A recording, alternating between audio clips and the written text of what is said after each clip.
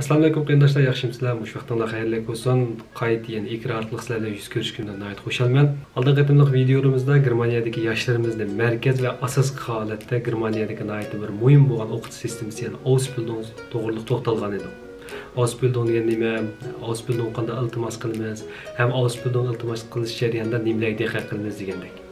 Albatta oldingi qatimliq videomizni ko'rmagan do'stlarimizga boshqa shu qatimliq videomizni bir ko'rib, undan keyin bu videoni boshlashni tuanchakdan tavsiya qilamiz. Shunda o'g'andilar bugungi videomizdanki doirasini nima to'g'riliq so'zlamoqchi o'g'inimizni, ham nima maqsad qilmoqchi o'g'inimizni o'ng'ayli tushuna olasiz. Do'stlarimizdan oson tepib olish uchun albatta men inkas rayoniga birinchi qismini yozib qo'yman. Ham undan sirt videomizda Germaniyadagi Uyg'ur xonim qizlarimiz uchun 5 xil Ausbildungsberufni tavsiya sifatida huzuringizga sungan edim.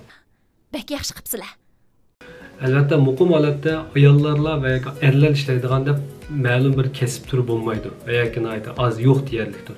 Ammo ishlovchilar qatorida erlarning soni sal jiqilgan va yoki ayollar ishida sal mo'lib qo'g'lishib ishlaydigan xizmatlar mavjud. Shuning uchun jamiyatimizda ham yashayotgan muhitimizda albatta sistra erlarni ko'ralaymiz. Shuning bilan birga soqchi formasidan kelgan qizlarni ko'ralaymiz. Vaholanki bugun tushuntirmoqchi bo'lgan 5 xil kasbimizda bo'lsa, biz Germaniyadagi yigitlarimizning huzuriga sundik. Mana jallar. Albatta boshlaganga o'xshash bu kasblarni ham qizlar ishlasa tamoman bo'ldi. Menimcha nazaringiz ekranimiz olsun.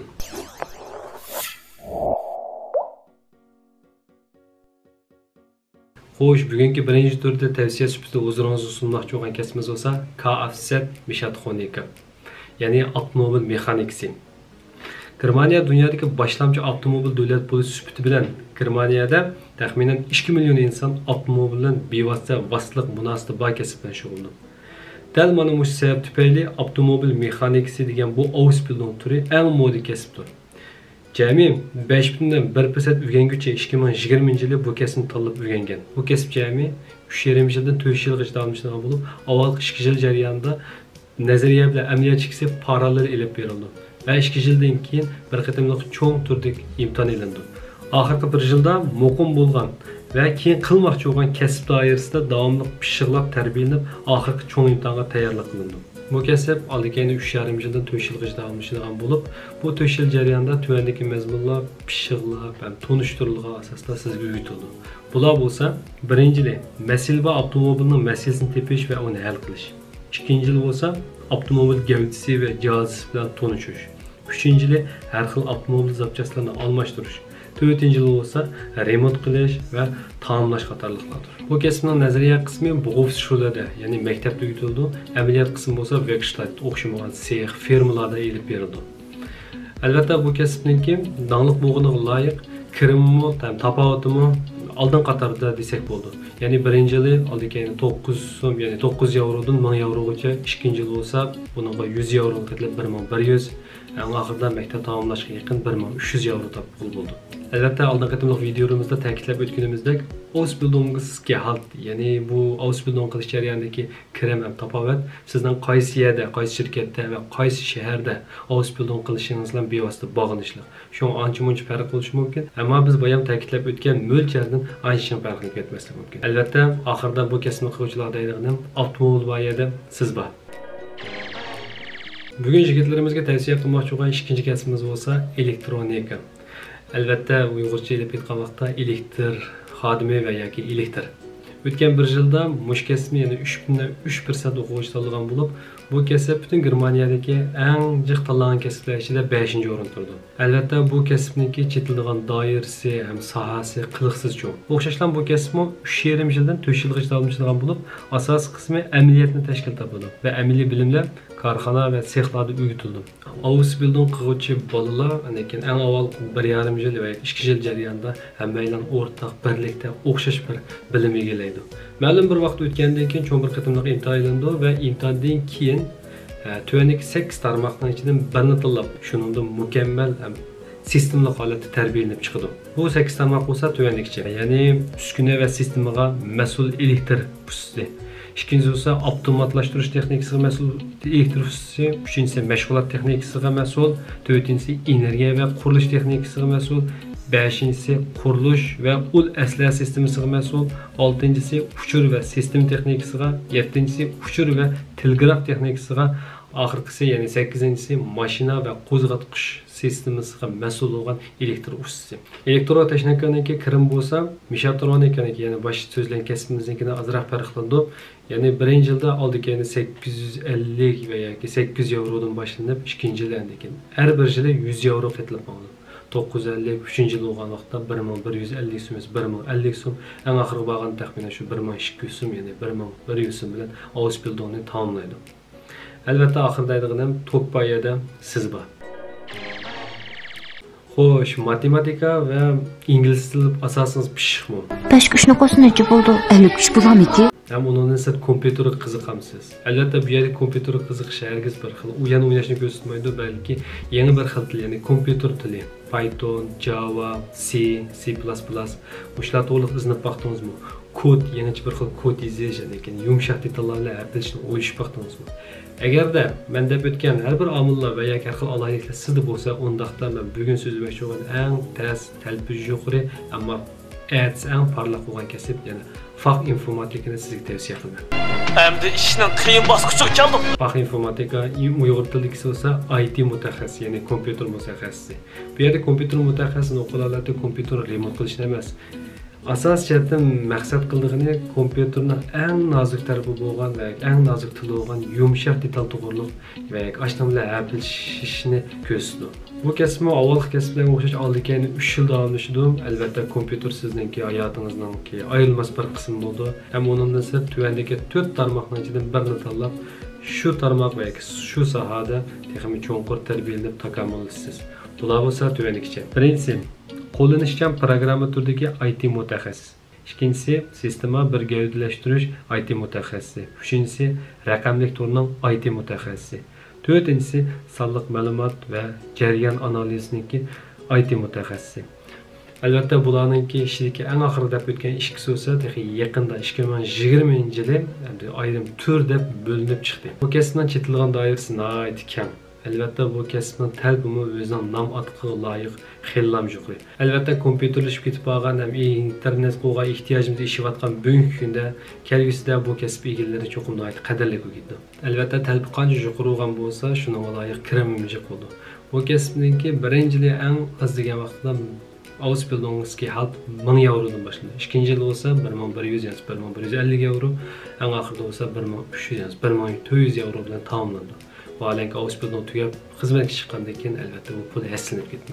Oxirida aytganim kompyuter bayada siz bor. Ma'lum bir yerda muqim turib ishlashni xohlamamsiz va yoki xizmat bilan sayohatni birlashtirib, bo'lsa xaridorlar bilan boshqa insonlar bilan berish kelish qilib ishlashni xohlamsiz. Undaqda men sizga Deutsche Bankni tavsiya qilaman. Vaholanki Deutsche Bank haqiqatan o'z ish doirangizga kirishga arzigidek shirkat. Deutsche Bank larga sal qarmang.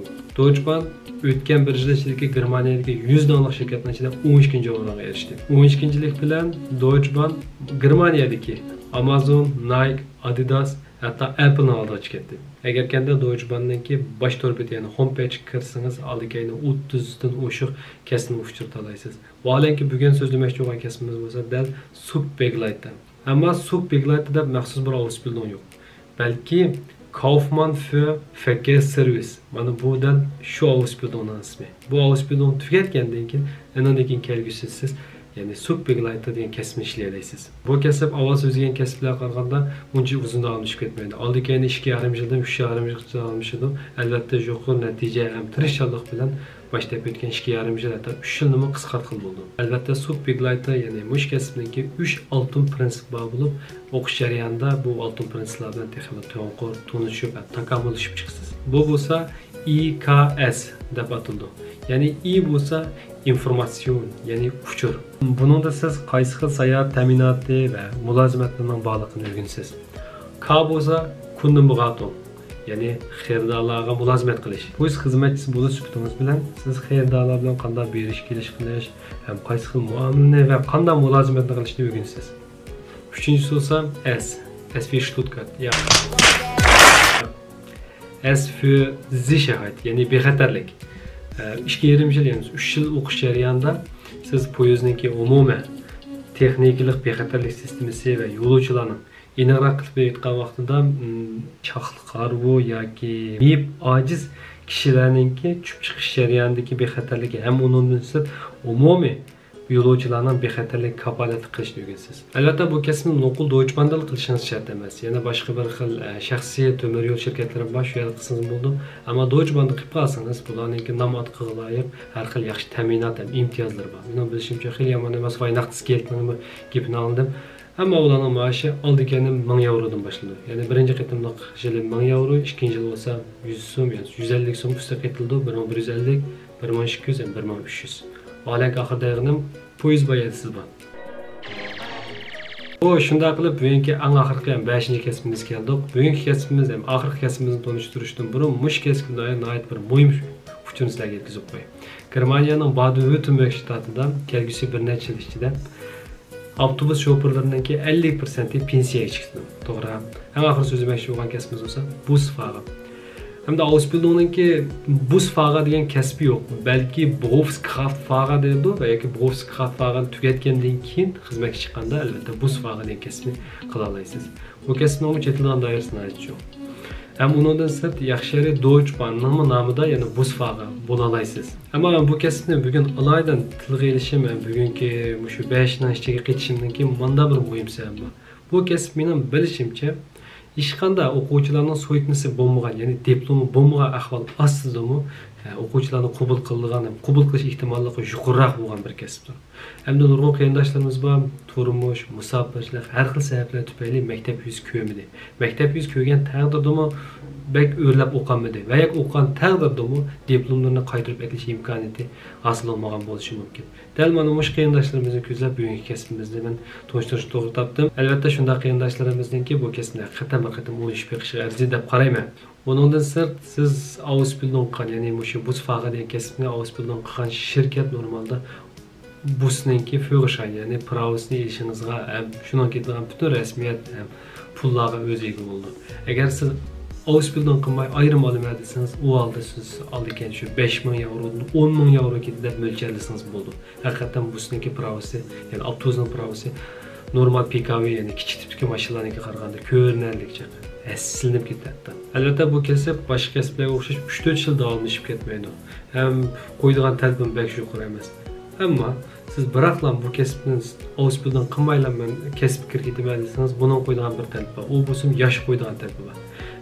Eng umumda 21 yosh, faqat bo'lmasa 23 yoshdan boshlab undan bu xizmatni qilish bo'ladi. Albatta bu kasbning o'quvchilar qo'ydigan, ya'ni xarakter jihatdan qo'ydigan talablari bo'lsa, verantwortlich deymiz, mas'uliyatchanlikni, chunki siz o'zingizlar emas, ya'ni nurg'un odamni ilib manganligingiz uchun buni nisbatan, ya'ni mas'uliyatchanlik qo'ygan talab yuqori. Ham undan siz punktlichkeit deymiz. Nima? A few moments later. Vaqt bo'lgan vaqt qimmatini Tushundingizmi? Tushunmadim. va yoki vaqt rioya qilishingiz muhimroq. Busfahrer Ausbildungning maoshi oldigan 750-800 yevrodan boshlanadi. Ya'ni birinchi yilsi 750, ikkinchi yilsi 850, uchinchi yilsi 950, ya'ni xizmatga chiqishdan burun oldigan 1000 yevro ilib shuni bilan chiqa olasiz. Alak oxirda yig'inimiz avtobus boyida siz bor. Bo'ptamiz qarindoshlarim, bugungi videomiz mishada oxirlashdi. Albatta Ausbildungga doir boshqa bir savollaringiz bo'lsa va yoki videoning ichida bir qanday bir mujmal nuqtalar qolsa va yoki boshqa bir Ausbildung kasblar to'g'riliq bilmoqchi bo'lgan savollaringiz qolsa, asl inkasalni qoldirib qo'ysangiz, inshaalloh cho'qim javob berishga tirishman. Agar men bilmay qolsam, cho'qim iznib javob berishga tirishman. Bo'ptamsa, kelasi ko'rishishga omon bo'laylik.